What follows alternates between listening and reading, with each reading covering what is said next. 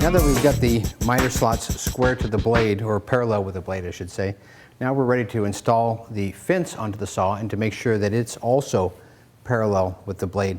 Incidentally, while we're talking about blades, your saw comes in with the blade installed and the teeth are pointed down in the front. Just make sure that anytime you install the blade that you've got it spinning with the teeth pointed down in the front. I've seen people put these on backwards and they can't figure out why the saw doesn't cut. So they do need to go down toward the front side of the saw.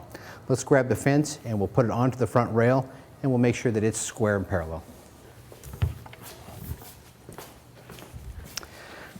Now we're going to install this fence onto the front of the saw. We want to make sure that this little tab is pushed back toward the front and that the handle is in the up position. And we're going to slide it over the rail and into that slot in the back and drop it right down in place. Now that we've got the fence on here, we can see that it slides back and forth pretty nice. We're going to fine tune this right now. We want to make sure that it slides easily. We want to make sure that it's square and it's parallel and it's 90 degrees to the table. There's a few tools you're going to need. You're going to need to have a square, number 6 Allen wrench, and then also the small Allen wrench on the back here, as well as a number 10 wrench to go through and make the adjustments on this. The first adjustment I want to do is I want to make sure that we have this thing sliding easy so we can go through and make these adjustments pretty easy. One of the things that I'll start off with is I'll start at the back edge of the fence. And on the back side of the fence, on the bottom, you'll see that there is a nylon foot that is on the bottom here. And this is the runner that rides in that rear rail that we installed. We'll take our number 10 wrench, loosen the lock nut, and we can adjust this in and out so that it slides on the rear rail. We'll back that out a little bit and tighten that down. You may have to do this a few times just to get this set right. You want to have it just above the table but not dragging on the table. With this reinstalled in the tab forward, we'll drop that back down and make sure that it slides. Now it's right on the back. We raised it kind of high since it's sitting too high off the table. I'll go through, take a little time to make that adjustment. I will also make that same adjustment on the front side of the fence using these 2 nylon screws right here. These are a number 6 Allen wrench. Our Allen wrench will drop in here. Now when we adjust these 2 wrenches, it will affect how this slides back and forth, but it also is going to affect my 90-degree adjustment to the table. As I go through and adjust those, I want to be observant that my fence is exactly 90 degrees square to the table. I'm a little off right now, which means that my fence has to tilt sort of counterclockwise, which means I need to come out on this bolt or down on this bolt to make sure that we're exactly square to the table. Let me go through and set these adjustments and we'll make sure that we're exactly square.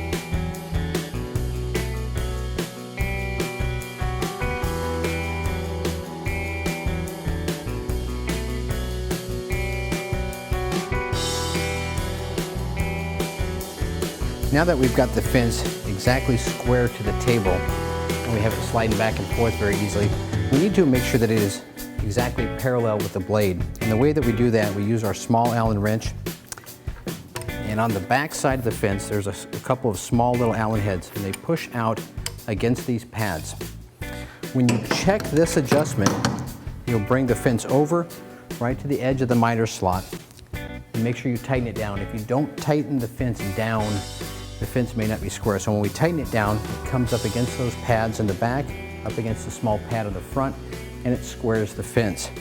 We'll double check it along the length here to make sure that it's square to the miter slot. Now sometimes it's handy to have a 3/4 inch block of wood to slide right into the groove right here where the miter slot goes and to bring the fence right up against that. Sometimes that is helpful. If you find that that's helpful, then you can use that technique. Bring your fence up against there, lock it down. Again, always lock it down when you're checking this adjustment.